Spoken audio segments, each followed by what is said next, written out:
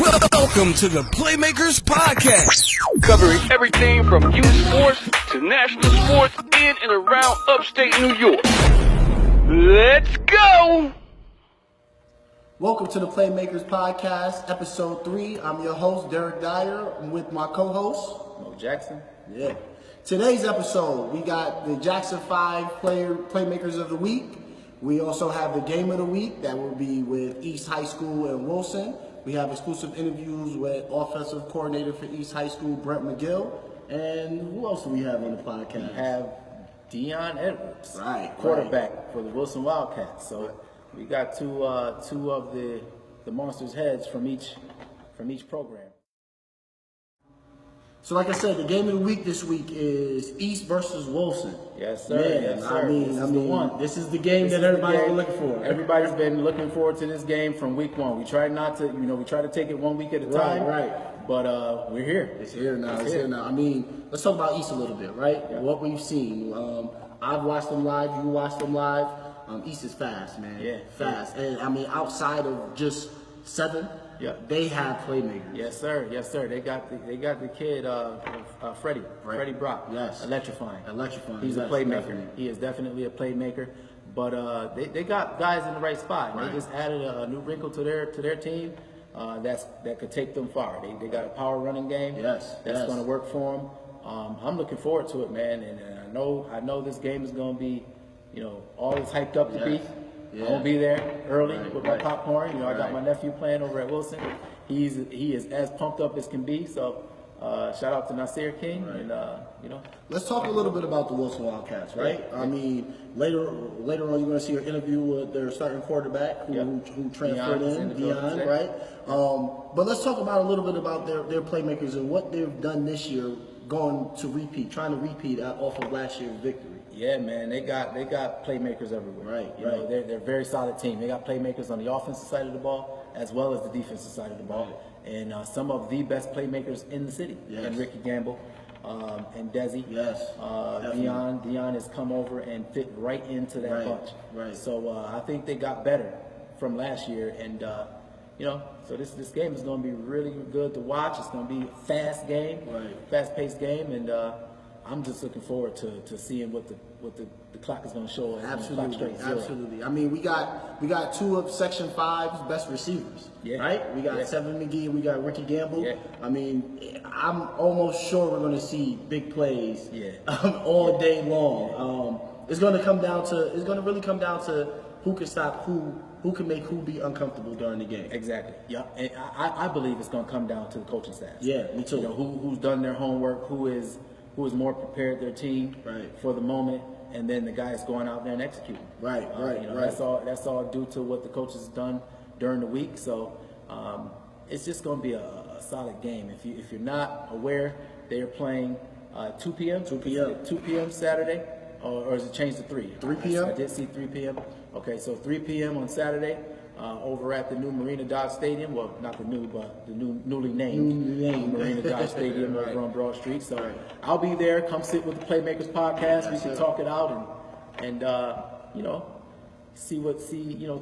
about the game as it's played. Right. And we'll get a little bit of insight of what the coaches are thinking, because we'll have Brent McGill, offensive coordinator for East High School. Yeah. He'll be here a little bit later in the segment we'll have with him.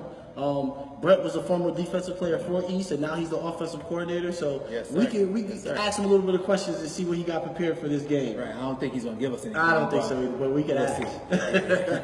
Biggest game of the week, inner city rivalry, East versus Wilson. Playmakers game of the week. We'll be there. Can't wait. We're working.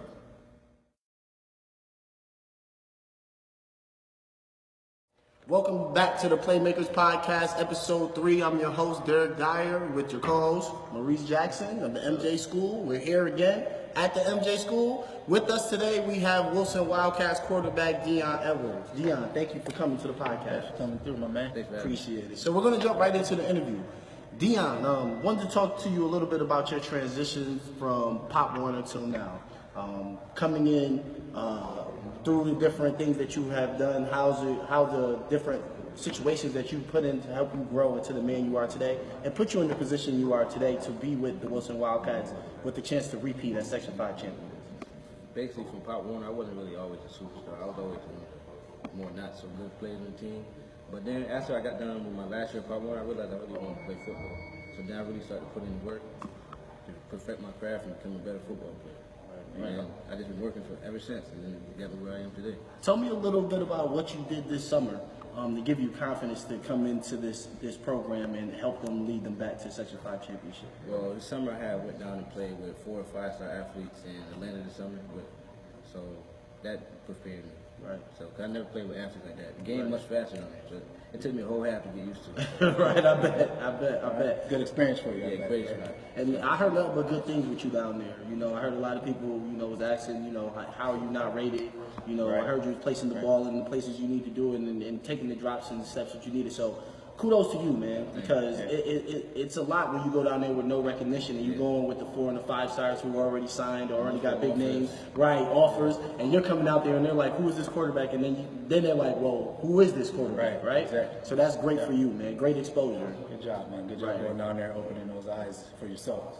It's just a testament of all the work that you put in, right? Right. So good job. Not even for yourself, though, right? Help put Rochester on the map. Because when they ask Rochester, now they're like, okay, that quarterback is from Rochester. Let's go. Maybe there's some athletes up there, right? Yep, definitely. Good job. Yep. Now jumping into the, into the high school part of and playing football. Now you're with the Wilson Wildcats, right? A perfect fit for you. Going in, looking for a spot to go, and then now you've jumped on the team. Just talk a little bit about how the guys have embraced you and coming in, joining a new team, and not just joining a new team, joining a new team and being the starting quarterback. That's a big, that's a big deal.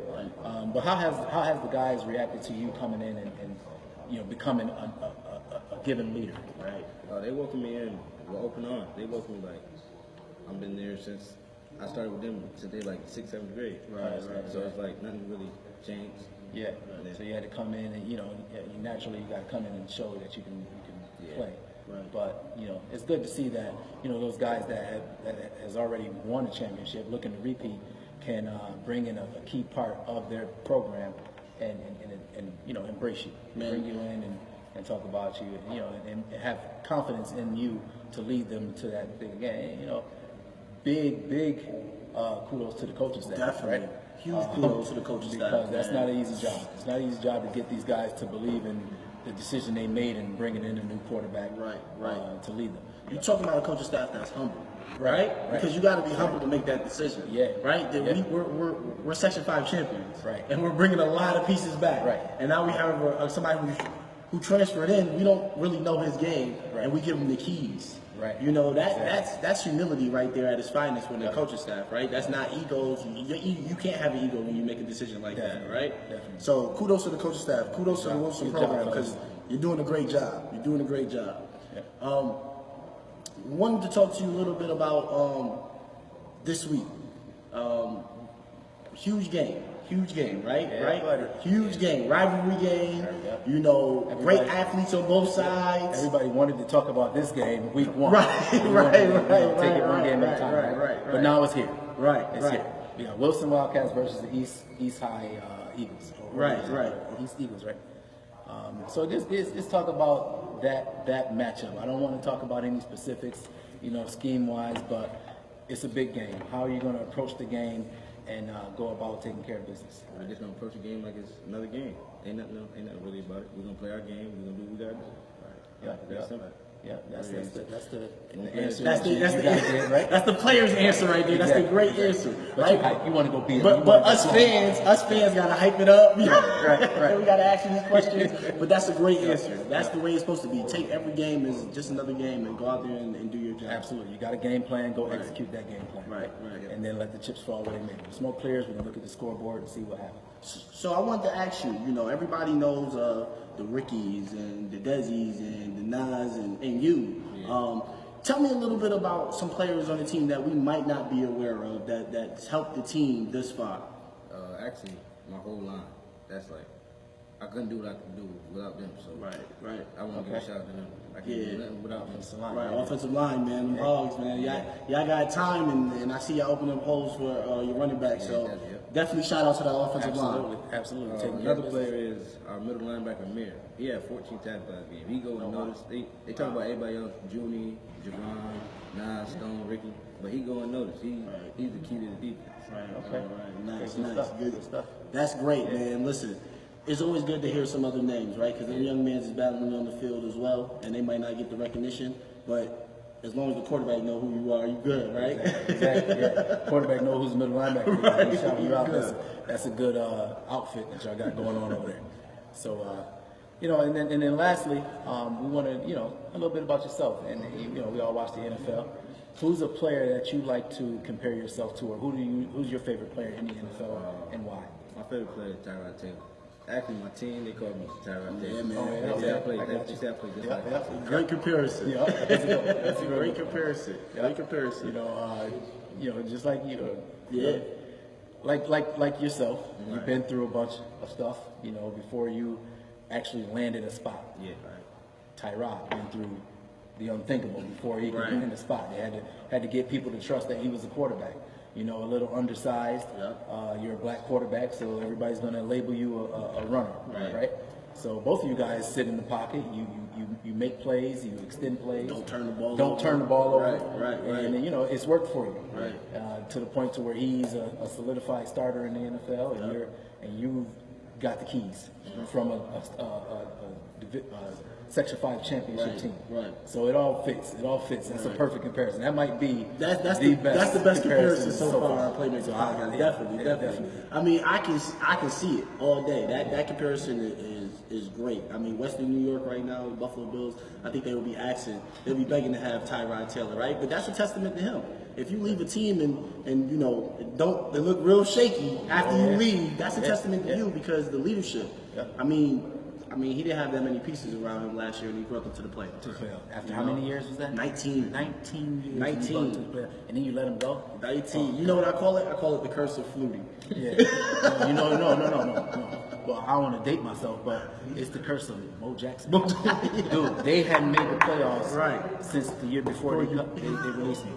There you it's go. the Mo Jackson curse. I'm claiming it. It's the Mo Jackson curse. That's what y'all get. So, Dion, that Tyrod Taylor comparison was spot on. I definitely think the way you play, even the mental toughness that you show, similarities to Tyrod Taylor, even in that aspect. So, I want to say definitely good luck this weekend. Don't do anything that you haven't been doing thus far. Just stay being Dion, right? Play your game and have fun. Right. Thank you for coming out to the Playmakers podcast. Good luck this weekend. We will be in attendance. Yes, sir. Good luck, man. Thanks for having me. Sir. Keep working.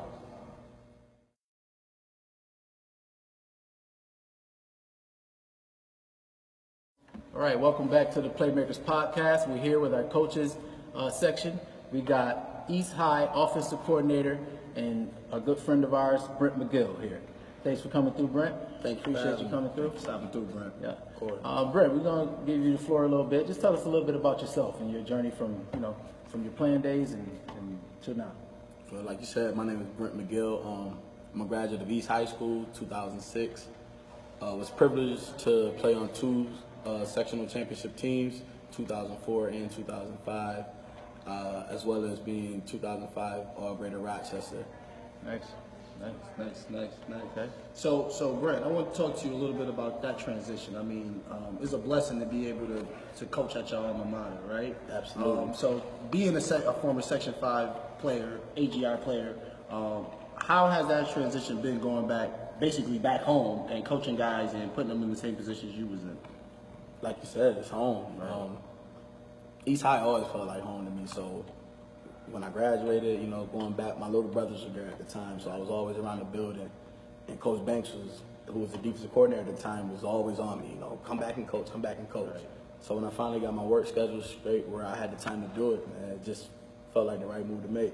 Right. Shout out to Coach Banks, man. Yes, sir. Was my coach. A lot of our coaches, man. Very still doing it out in Webster.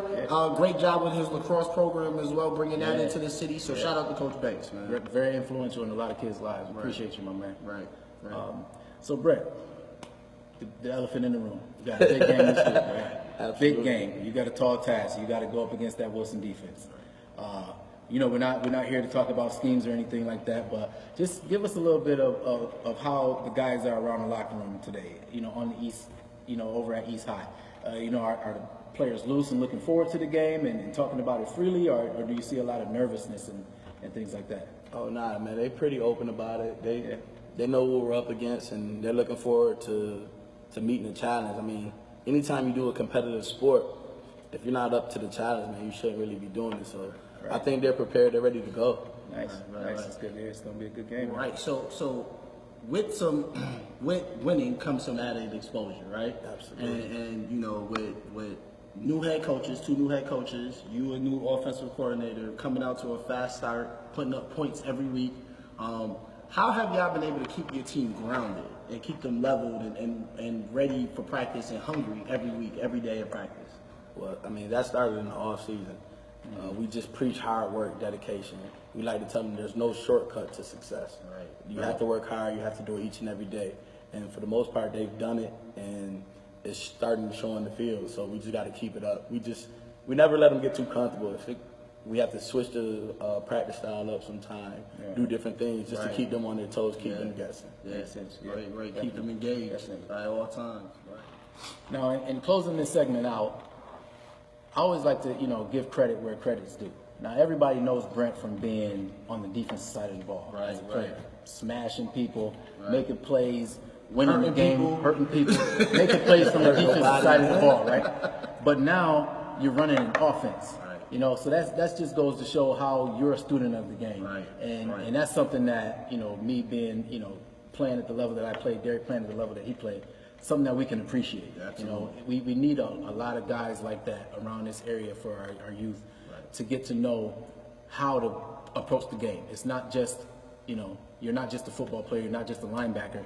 You're a complete football player, and that goes just kudos to you for being able to play defense all your life. I know you play some offense too, but you're known as a a tackler, crushing people on the defensive side of the ball, right?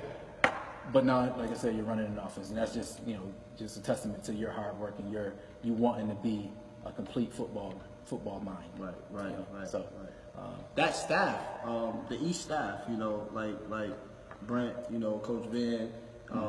They've been through stuff. They've been through programs. They've been through discipline. I played at University of Buffalo with Coach Van. Right. So we've been through discipline. So I can see it, and the city needed that. The city needed these coaches who have more than just, we're just athletes. We needed the thinkers. We need the guys who've been through discipline, who have been disciplined to bring it back to the city. And you can see that's why the football is getting better, right? In the city, the athletes are now starting to get a brain, right? Yes, now they were just running around before, and now they're actually becoming thinkers, and you see them, and you can see schemes, that's college level schemes implemented in the inner city, and it's refreshing. It's refreshing. It's because guys like this. Right. So we definitely appreciate you, my man. Thanks for coming out. And of course, we definitely going to look to have you back in soon. Absolutely. Good luck this week, man. Yes, Big game this week against Wilson Wildcats. Don't go out there and lay a donut. Now you put the pressure on me. Right. All right, man. Thank you for the Playmakers podcast. We working.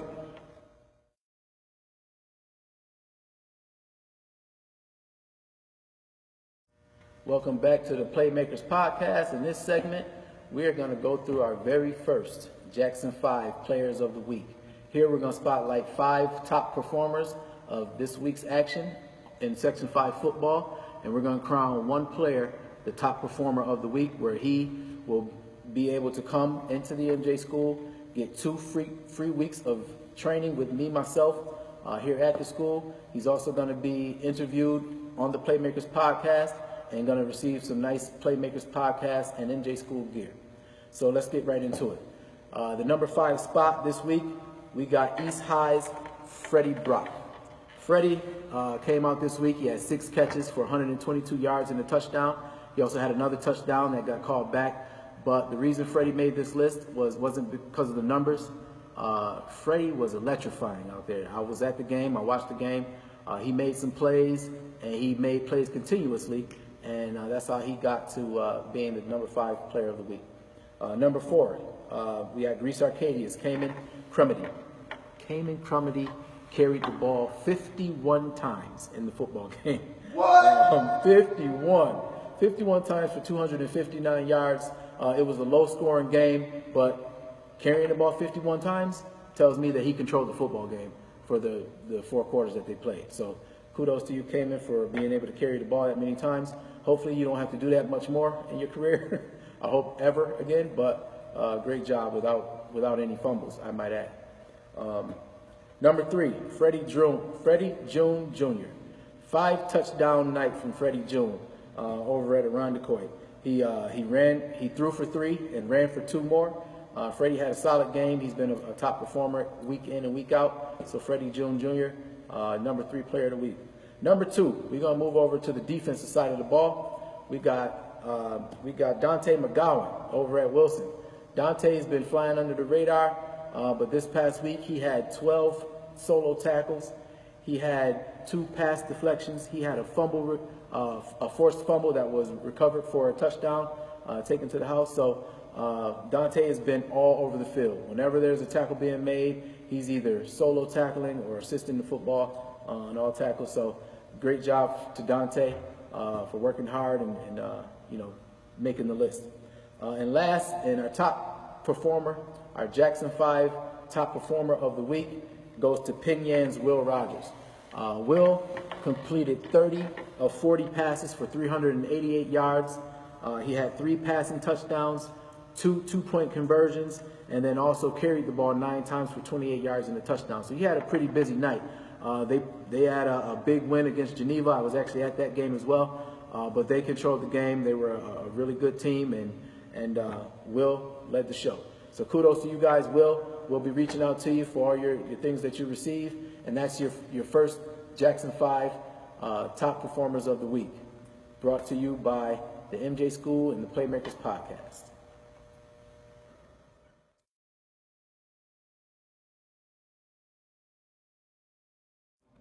Thank you for watching episode 3 of the Playmakers podcast. Again, I'm your host, Derek Dyer, with Mo Jackson. All right. Also, big shout out to Gerald Coleman and Eddie Jackson for always helping us out in the podcast. Look forward to our next episode next week. Stay tuned to the Jackson 5 Playmakers of the Week for these upcoming weekend. Also, follow us on Facebook at Podcast NY, Playmakers Podcast. We'll see you next week. We working. MJ School, Franchise 82. Thank you very much. Thank you for listening to the Playmakers podcast, and stay on the lookout for future episodes. And be sure to like and follow the Playmakers podcast on Facebook. Brought to you by Fran82 Chai.